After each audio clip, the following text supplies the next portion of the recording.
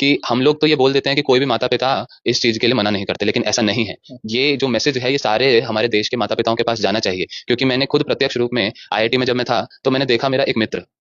उसको मैंने कहा कि भगवत गीता जो है बड़ी ही सुंदर एक ग्रंथ है जिसमें बहुत सारी शिक्षाएं हैं, उसको हमें पढ़ना चाहिए और उन शिक्षाओं को हमें अपने जीवन में पालन करना चाहिए, जिससे हमारा पढ़ाई भी बहुत अच्छे से आगे बढ़ेगा। तो वो बड़े खुशी से स्वीकार किया। किंतु जब उसके घर में जब वो छुट्टियों पे गया तो उसके माता पिता बड़े ही परेशान हो गए ये देख के कि बेटा गीता क्यों पढ़ रहा है,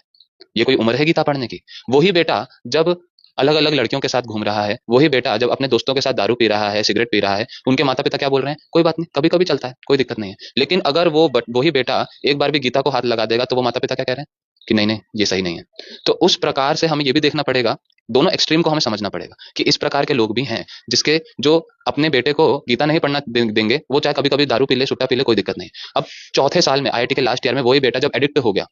गलत गलत ड्रग्स लेकर एडिक्ट हो गया, तो उन्हीं के माता पिता मेरे पास आ रहे हैं, क्या कह रहे हैं कि मेरे बेटे को आप गीता का ज्ञान बताइए, मेरे बेटे को थोड़ा भक्ति में लगाइए, क्योंकि हम तो उसको कितना समझा रहे हैं, अब वो हमारे हाथ से निकल गया, पूरा ड्रग्स में चला गया। मैंने उन्हीं माता पिता से बोला कि जब मैं पहले साल में आपके बेटे को ये चीजें करा रहा था तब आपने क्या कहा कि इससे दूर रहना, केशव से दूर रहना।